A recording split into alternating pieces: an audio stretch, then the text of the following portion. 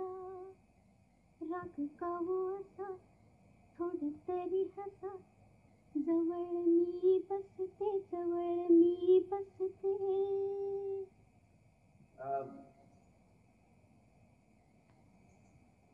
राम राम गुरुजी. इकडे कुठं वाट चुकली म्हणायची? वाट चुकली नाही, मुद्दाम वाट वाकडी करून आलोय. माझ्यासाठी या की बसा. बसायला नाही आलो. बाय बाय बाय बाय भिजून कसं आलं सा हो? थंडीनं काकडशीला की. थांबा.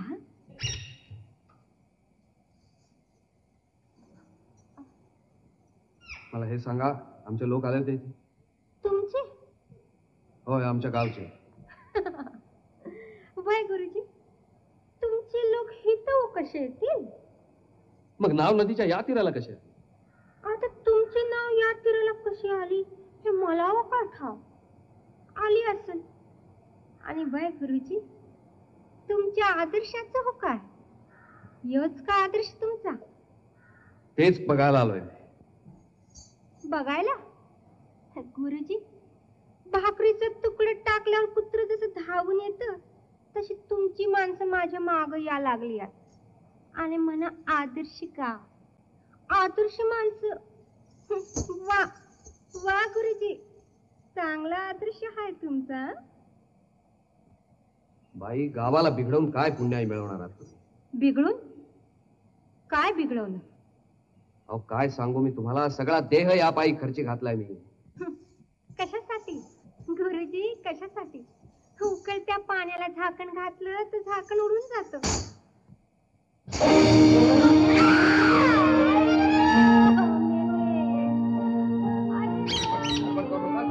मला पाहू, तुम्ही त्याला बाजूला वापरू.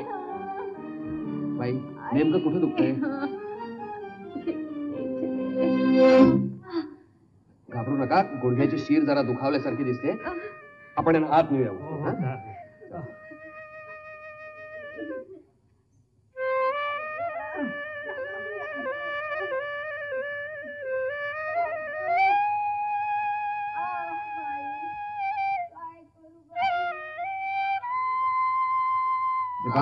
तुम्ही आता इथे गर्दी करू नका. काय करू बाई?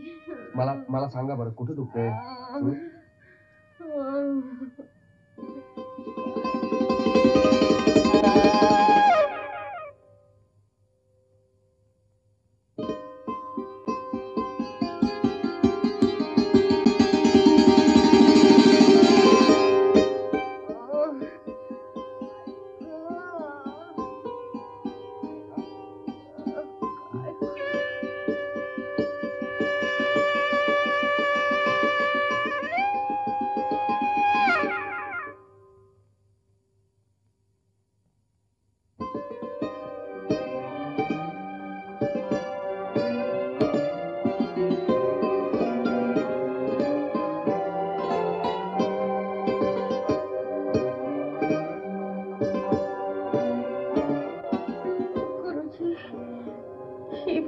तुम्हाला अवगत आहे.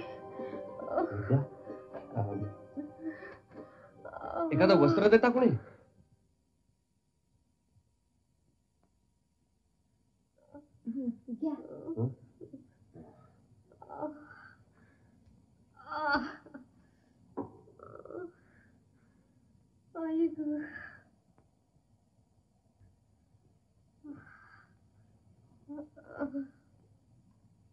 आता एक करायचं, पाय अजिबात हलवायचं नाही. उद्या जरा काहीतरी त्याला झाडपाला वगैरे वाटून लावला ना, म्हणजे मग 4 एक दिवसात हलकं वाटेल. पण कोणचा झाडपाला? बाकी तुम्हाला नुसतं नाव सांगून तरी काय कळणार आहे म्हणा. तुम्ही असं करा, उद्या सकाळी माझ्याकडे कोणाला तरी पाठवा. पण तो पाला आणायचा, वाटायचा आणि त्याचा लेप बांधायचा, ही सगळी भानगड आम्हाला जमल का? मग असं करा,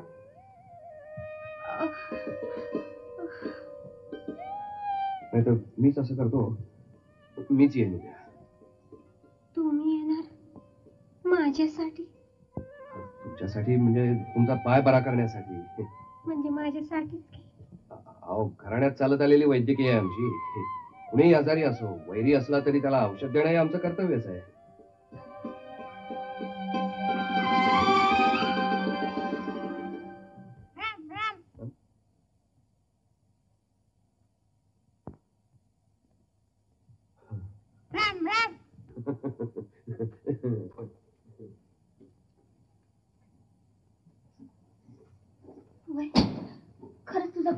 व्हायला लागलाय? अगं बया.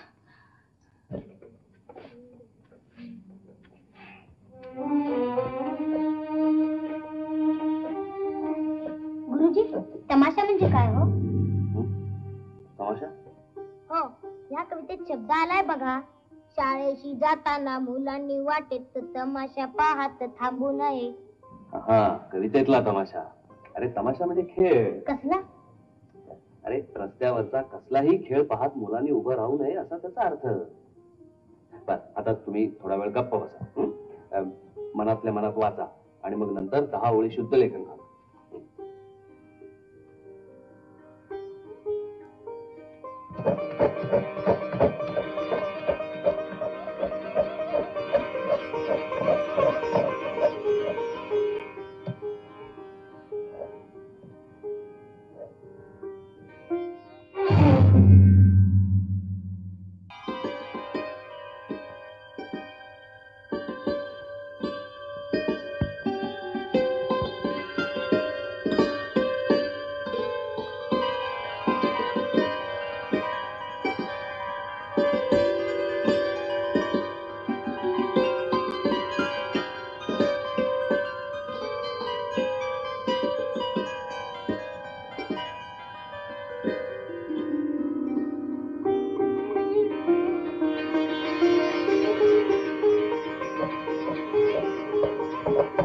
गुरुजी, हो गुरुजी. Hello hello. राम राम राम राम राम. काय चाललंय? आणि काय हो थोडं घामाघूम कशाने झालाय सा? नाही हे शिकवणीला जरा मुलं आले. पण तुम्ही कशा करता आला होता? ते हे मीटिंग कवा घ्यायची? मीटिंग? हा, कसली मीटिंग? होय का? इसरला सगळं काय तुम्ही औंधा हायस्कूल काढायचं म्हणतायचं ना मग? त्यापैकी मीटिंग घ्यायला पाहिजे असं तुम्ही तर म्हणत होता सगळी. हा हा, ती मीटिंग. हा. हा, ती आपण आज नाही, आज नको, परवा घेऊया ना. परवा बसूया म्हणता? हा, ठीक आहे, मग तसं समजा गावकर असली कळवतो. हो हो हो, कळवा. मग रातच बसू. हो बसू. हा, बस चाल द्या तुमचं. हा. येतो. हो, या. राम राम राम राम. राम. गुरुजी, आता तुम्ही जरा थांबा बघू. हे पहा, माझ्या हातातलं काम मी आधी उरकतो आणि मग मी तुमच्याकडे बघतो. समजला? बसा बसा बसा.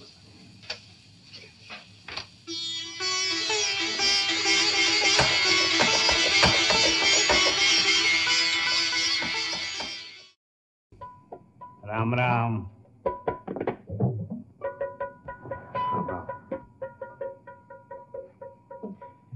मला वाटलंच होत काय? तुम्ही येणार म्हणून. मग त्यात वाटायचं काय, मी येणारच होतो. बाई कुठे आहेत? ते काय उभे आहेत एका पायावर. काय हे? काल काय सांगितलं होतं मी तुम्हाला? पाय अजिबात हलवायचा नाही म्हणून सांगितलं होतं तुम्ही, आणि तुम्ही अशा इथे येऊन उभ्या राहिलाय. काय करू तर चैनच पडेना. तुमची वाट बघत उभी राहिली. अरे अरे, अशी लंगडी घालून आणि दुसरा पाय मोडून घ्यायचा का? चला. गुरुजी, काय? माझं एक मन म्हणत होतं. एक मन काय म्हणत होतं? कशाला वाट बघतीस, ते याचं नाही. कसं? आणि दुसरं मन? ते बिचार गप्प होत, काय बी म्हणत नव्हतं.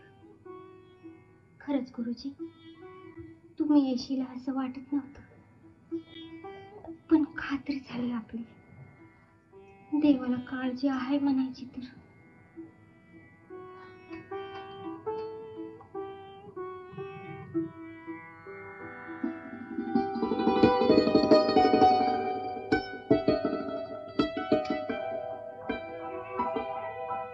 रात्री झोप नीट लागली होती का?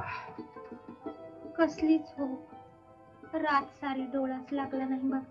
म्हणूनच म्हणत होतो की पायाची हालचाल मुळीच करू नका. पहा बरं, पाय किती सुमारलाय तो.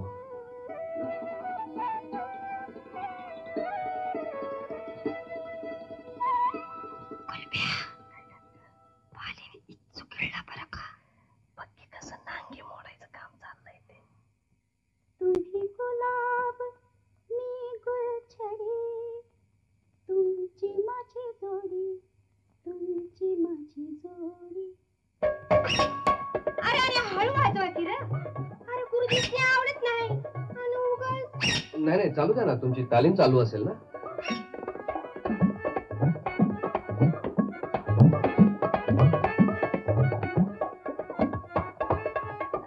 वय गुरुजी एक विचार.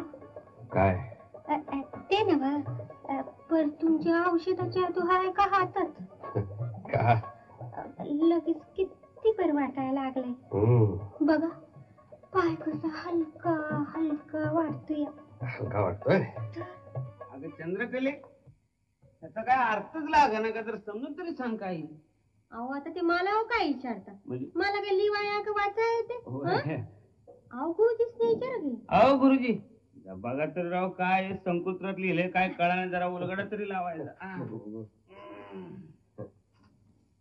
सखी अनसूये अतिपिन भेन वल्कलेन. अहो गुरुजी, ते हाती पिणं बिना आमचं रोजच चालू आहे. काय तरी जरा वाचून गोश्वारा सांगा. गोश्वारा कालिदासाचं काव्य आहे हे, शाकुंतल नाटकामधलं. शकुंतला आपल्या सखीला म्हणते, सखे अनसूये अशी कशीही द्वाड कंचुकी दाटे, शिथिल करही गाठ जराशी अवघडले मज वाटे. अरे वा. त्यावर सखी म्हणते, वसनाचा हा दोष नसे ग, वयात आता आलीस तू, सखे साजणी शकुंतले ग, रूप यौवना झालीस तू. भले भले, काय कोण शाहीर म्हणायचं यो? शाहीर नाही, महाकवी कालिदासाचं काव्य आहे. अहो तुमचा तो कालिदास चांगला शाहीर आहे.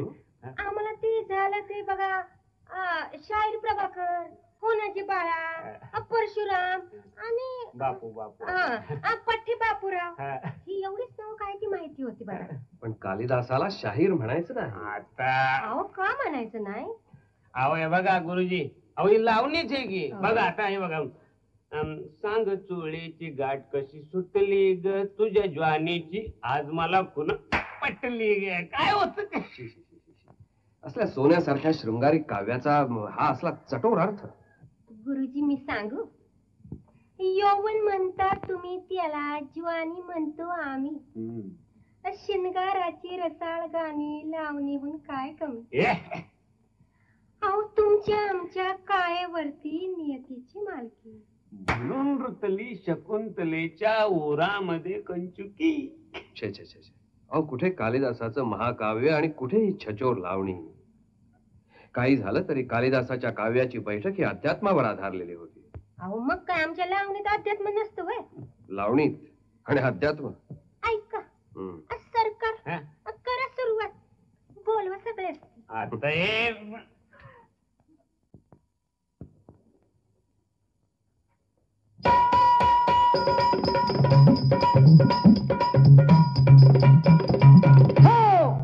अहो ऐका चतुरा, अध्यात्माची कहाणी. बर कृष्णानं भुलवल्या यमुने वर गवळ्या.